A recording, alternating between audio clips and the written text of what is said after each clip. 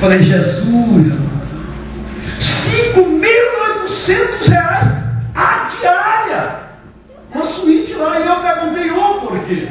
Eu fui pesquisar o porquê. Só porque dormiram lá Barack Obama, a Madonna, o Rolling Stones, quem mais? Aquela que morreu lá, como é que é o nome dela lá? Do hospital lá também, como é que é o nome? Al Housing. Então eu estava olhando, queridos, só porque, irmão Walter, homens como Barack Obama, Madonna, se hospedaram, dormiram a noite lá, meu irmão, minha irmã. Hoje, a diária desse quarto, com o pastor Nascimento, que é a filha do rei, custa 5.800. Da onde? Eu com 5.800, capaz que eu vou ver mais nem a pau, querido. Eu vou pra praia de Guaraná, que eu não gasto nada, e fico lá. Pego a pensãozinha mais barata ainda, para poder gastar mesmo. Agora, só porque pessoas, homens de renomes, passaram a noite lá, Marcelo. Você pode imaginar isso? O valor que tem esse quarto, essa suíte. Então esse hotel ele é famoso porque um dia hospedou pessoas, pouco pops, como Madonna, como pessoas importantes da mídia.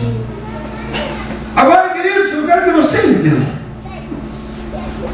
A passagem aqui que nós lemos, quando Deus ele levanta o profeta Ageu para trazer essa palavra para o povo de Israel, é porque o povo de Israel estava abatido, estava triste, e com razão. Eles estavam arrasados, o coração angustiado, irmãos.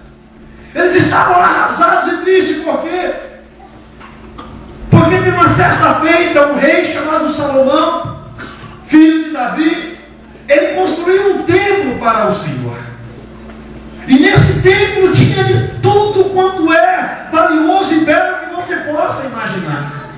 Ouro, prata, bronze, pedras preciosas, tudo era lindo, era belo. Para você ter ideia, no dia da inauguração, foram mais de 4.000 vozes o coral que ali cantou naquele lugar. E tinha ainda, como maestro, o músico Asaf. Isso que Asaf ele já tinha aposentado a batuta dele, irmão Jalto. Mas quando Salomão falou assim, olha, eu quero o melhor para a inauguração desse templo, eu quero o melhor. E ele foi procurando, ele foi lendo a história e foi descobrir que um dos maiores maestros, um dos maiores salmistas, era Asaf, abaixo de Davi. Então o Asaf já estava aposentado, mas mesmo assim, ele mandou chamar Asaf e falou assim, eu quero que você venha reger o coral da inauguração do templo do Senhor. Queridos, e agora ali, mais de 4.000 vozes, e num só coro começam a cantar, começa a entoar o louvor. Senhor meu Deus, quando eu maravilhado, fico a pensar nas obras de tuas mãos. Queridos, para você ter ideia do que acontece, a Bíblia diz que a glória de Deus, a nuvem da presença de Deus, somente essa nuvem, ela entrou no templo. Você não queria, cadê a maquininha de fumaça, irmão Marcelo? Mas se soltar fumaça aqui, ficou fumaciada dentro do templo. Agora você imagina, olhando aqui para esse teto agora, já pensou se de repente fica tudo uma nuvem e entra aqui, raios, relâmpagos e trovões aqui dentro. Você pode imaginar o pastoreio aqui que está no controle da igreja, ele já desmaia no poder de Deus, é tomado aqui, arrebatado. O pastor Nascimento larga o microfone, o irmão Marcelo vem pegar a guitarra, o irmão volta e pula, e todo mundo é contagiado pela nuvem da glória de Deus. Então, queridos, isso foi um marco na história dos judeus, isso foi uma história, algo que para eles era muito precioso. Então eles falaram desse templo, eles lutavam por esse templo, por quê? Porque um dia dentro daquele lugar, a nuvem da presença de Deus entrou, e os sacerdotes tiveram que sair de lá arrastados, porque não conseguiram ficar de pé diante da glória e do poder de Deus. Aleluia. Mas agora, quando o profeta Ageu, ele fala com o povo de Israel, agora aquele templo já tinha sido destruído. Quando Israel foi levado cativo, o rei Nabucodonosor destruiu Jerusalém, juntamente com Jerusalém, destruiu aquele templo tão pomposo alegria, de glória, era motivo de orgulho para o judeu, era motivo de orgulho porque ele dizia: olha, um dia, teve um dia da nossa história que o nosso Deus, ele entrou com a sua presença, a nuvem da presença dele entrou aqui, e foi um dos cultos mais tremendos das nossas vidas, da nossa história. Isso era motivo de orgulho. Mas agora eles voltam da Babilônia, e quando eles voltam, que eles chegam lá em Israel, que chegam em Jerusalém, além da cidade estar destruída, o templo glorioso também estava destruído. Então aquilo era uma tristeza para eles. Mas através do rei Dario, eles começaram a reconstruir o templo. Só que agora o templo já não era mais bonito, Marcelo. Era um templo simples, e ainda não estava acabado, irmão Marcelo. Talvez estivesse como essa igreja aqui, irmão Marcelo, cheio de gente, mas o tempo ainda dava para ver que falta um monte de coisa para fazer. Então eles olhavam para aquele templo, agora pequeno, agora menor, não tinha ouro, não tinha prata, e ainda estava por terminar. Então eles se entristeciam por causa disso. Então aquilo ali entristeceu eles de tal maneira que eles perderam a força, perderam o vigor, perderam a coragem.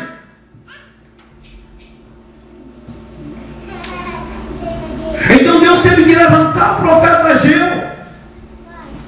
E o profeta Ageu agora vem encorajar aquele povo e diz: olha, vocês precisam ter ânimo, vocês precisam ser fortes, vocês precisam ser corajosos. Por quê?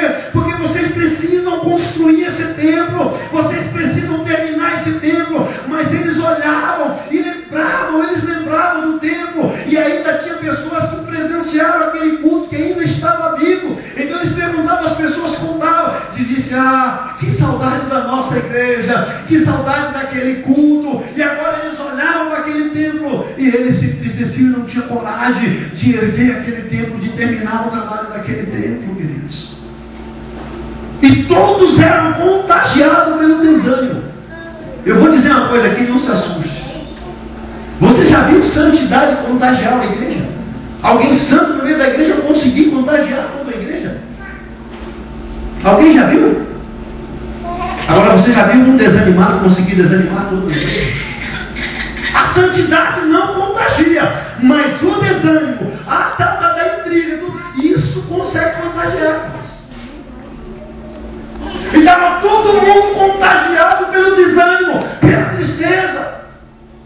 Aí Deus disse assim: Ageu, diga para eles que eles precisam se esforçar, que eles têm que reconstruir o templo. E diga para eles que quando eles terminarem de construir, a glória dessa casa será maior do que a da primeira. Aleluia.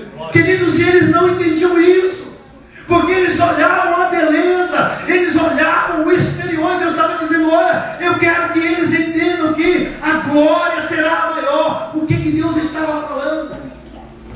Eles não entendiam o que Deus estava tentando dizer. Agora eu entro lá no livro de Lucas, no capítulo 2, verso 25, e eu encontrei um homem que entendeu essa profecia. Eu encontrei um homem que ele entendeu essa profecia, um homem chamado Simeão. A Bíblia diz que ele já era avançado de idade, a morte já andava do lado dele com a foice, só esperando a hora, já estava até enferrujada a foice. Ele já bem avançado em idade, a morte correndo atrás dele e ele tentando fugir da morte. Mas ele recebeu uma promessa. A Bíblia diz que ele recebeu uma promessa que Deus falou assim para ele: Simeão, você não vai morrer enquanto você não vê a consolação, enquanto você não vê a minha glória, enquanto você não vê a glória entrar no santuário. E Simeão, querido, todo dia ele ia para o santuário, todo dia ele estava lá à espera disso. O que fez Simeão, irmão Marcelo, prolongar sua vida na terra foi a esperança no Senhor, foi continuar confiando na palavra do Senhor. O que fez ele ter força para todo dia estar no santuário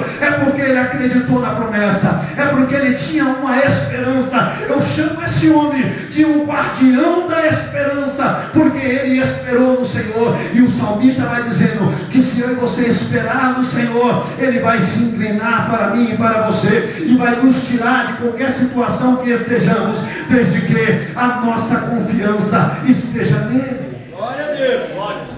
E a Bíblia diz que uma certa feita, Simeão, movido pelo Espírito, agora ele vai ao templo, e ele entra lá naquele templo que não tinha ouro, que não tinha prata, já não tinha mais aquele louvor, porque tinha pessoas lá que não se se preocupava com isso, não tinha mais aquela pomposidade, não tinha mais, sabe aquela pessoa que de qualquer jeito tá bom, de qualquer jeito vai, estava assim. Mas Simeão, ele continuava inabalável na sua fé, na sua esperança, diante da promessa que ele recebeu. A idade avançada, a morte do lado, mas ele continuava: eu creio, eu elevo os meus olhos para os céus, porque eu sei que de lá virá a glória de Israel. E ele agora, movido pelo Espírito, ele está lá no templo. Olha, o pessoal dizia: esse homem não desiste nunca. E ele está lá, querido, como sempre ali esperando. E a minha Bíblia diz que de repente entra um casal, entra um senhor com uma jovem bonita, e está entrando ali, e tinha um embrulhozinho no braço, irmão Walter, e de repente todo pastor é curioso, irmão Walter, e de repente entra ali aquele casal, e Simeão diz assim: pois não, até vieros, olha, a lei manda que toda criança tem que ser apresentada no templo, e nós trouxemos o nosso filho para ser apresentado nesse lugar. A minha Bíblia diz que quando Simeão, irmão Marcelo, pega aquela criança no colo, que tira ali a cobertinha de cima daquela criança, ele diz assim: ei, pode despedir o teu servo em paz, porque eu já vejo a glória do Senhor. Meu irmão, minha irmã, o que Simeão entendeu qual era a promessa de Deus, que naquele templo do ouro e da prata, somente a nuvem da presença de Deus foi que entrou lá. Agora Deus estava dizendo para o povo: olha, nesse outro templo, eu estarei nele com a minha totalidade. Eu, Deus, eu quero estar nele não somente com a nuvem, mas com a minha presença real. E a presença do Espírito Santo de Deus está aqui nessa noite. E se eu e você temos liberdade a Ele, vamos sentir a glória de Deus nesse lugar. Era uma criança, mas era um Deus presente naquele lugar. Pena, queridos, que muitos não tiveram a oportunidade, ou não deixaram, ou não quiseram enxergar o Senhor Jesus Cristo. Por quantas vezes Ele entrou naquele templo depois de adulto, ministrou, falou, e muitos não entenderam que era o próprio Deus. Muitos não valorizaram a glória de Deus que estava ali. Deus estava dizendo: olha, a glória da segunda casa será maior. Por quê? Porque eu estarei presente lá. Aleluia. Glória a Deus. Eu estarei presente lá. Mas muitos estavam preocupados com a lei, muitos estavam preocupados com a santidade. No sábado não pode colher espiga de milho, no sábado não pode fazer festa na igreja, não pode usar calça, não pode fazer picote, não pode ficar em cima do púlpito de chapéu, não pode, queridos. Vou te falar uma coisa para você: na presença de Deus, querido, Davi tirou a roupa, ficou de chapéu, não interessa, querido. O importante é se você estiver na presença do Senhor Deus. Isso é o que importa. Então eles se preocuparam tanto com a lei, se preocuparam tanto com a santidade, e não enxergaram o Deus completo dentro do templo, ministrando, em busca de curar, em busca de transformar. Queridos, o templo era tão difícil de Jesus operar, que ele tinha que ir para outras sinagogas. Tem uma certa vez que ele chegou na sinagoga, que deixaram ele pregar ali, queridos. E a Bíblia diz que tinha uma mulher que já fazia 18 anos, que ela andava assim, queridos, olha só, ela andava assim, mas o Deus completo entrou naquele lugar. E quando esse Deus completo entrou naquele lugar, a minha Bíblia diz que o demônio que encurvava aquela mulher foi expulso, e ela saiu dali liberta pelo poder da glória de Deus. Aleluia. O que importa é a presença do nosso Deus. Nós temos que se preocupar se Ele está presente no nosso dia a dia, na nossa vida. A nossa preocupação é com o nosso relacionamento com Deus, é a nossa comunhão com Ele. Quando eu perguntei para você como será a sua segunda-feira, por quê, querido? Porque hoje é noite de festa, é noite de nós se alegrarmos, é assim. Mas eu quero perguntar: essa alegria vai até quando? Não é verdade, Lorena? Essa alegria vai até quando? Quando aqui der a bênção apostólica, essa alegria não pode acabar. Essa alegria tem que continuar, porque a alegria do Senhor, ela é a nossa força. Nós temos que levar esse espírito que estamos aqui para segunda-feira. Nós temos que levar para segunda-feira. Por quê? Porque se a segunda-feira for um dia mau, mas se a presença